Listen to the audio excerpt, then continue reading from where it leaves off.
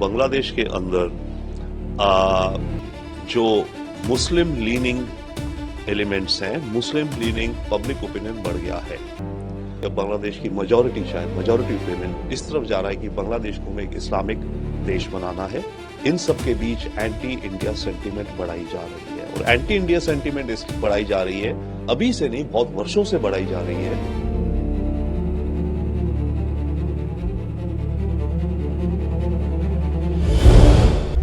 Anti-India sentiment. Any reason which can be ascribed to blame India, to make India a scapegoat, is being taken up by the political parties and extremist elements in Bangladesh in order to blame India. Now, the latest incident is the killing of Hadi, this leader who was killed a couple of days ago. And that is also being blamed on India because he was very anti-Indian in his rhetoric. Now the point is that I think India firstly doesn't indulge in any such activities. And secondly, we know that even if we did something, we will be blamed and it will give rise to more anti-India sentiments. So India has not done it.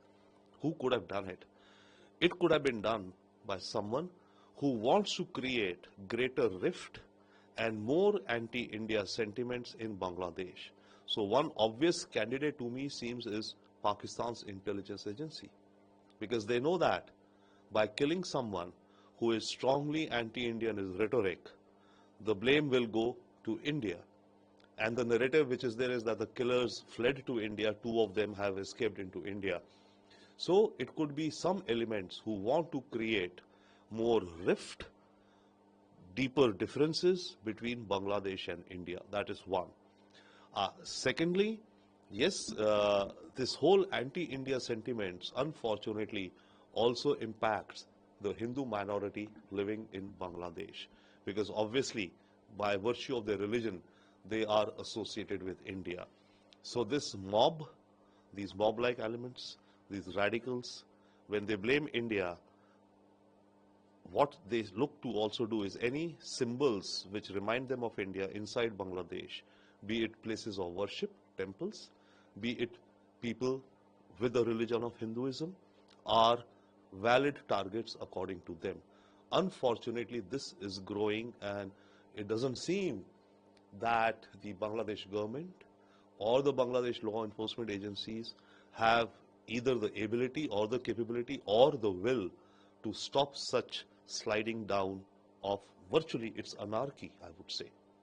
But at the same point in time, do you also come up in the month of January, and in fact, the current leader of that, Mohammed Yunus, is not acting or allowing this?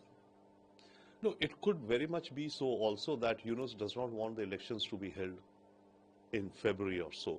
Remember, when he was appointed the interim leader, he had laid out a laundry list saying that we need media reforms, we need financial reforms, we need electoral reforms. All of these will happen, and only then elections will be held in Bangladesh.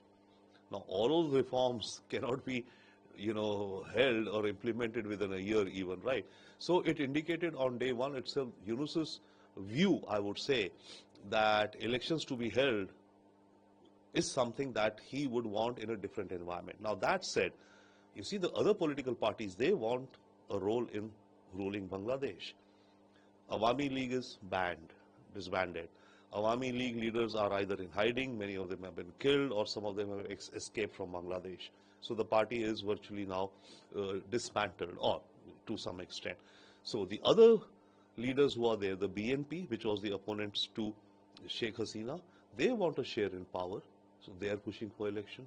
The students who led the revolution, though they are with Yunus, but they also formed their party known as CNP, I think Citizens National Party, they want a share in power. The Jamaat, which has been traditionally pro-Pakistan and which commands a 15-18% public opinion in Bangladesh, they want a share in power. If not a share in power, they want a role in how the future of Bangladesh, emerges. So all of these elements want a share in power. So therefore, Yunus has to, or had to, give up his earlier project dream of all those reforms over 3 to 5 years before holding elections. So elections are as of now scheduled sometime in February or so. But the issue is that with all that is going on in Bangladesh as of now, and even after this Hadi killing, these are elements which could be a reason for Yunus or even the Bangladesh army actually to step in. So far, if you see, the Bangladesh army has displayed no prominent role in the situation in its country. The country is sliding into anarchy. Why is Bangladesh army not stepping up? For their reasons, but it could come to a point when the army could step in or the government could say, we need to impose an emergency in the country because of failing law and order.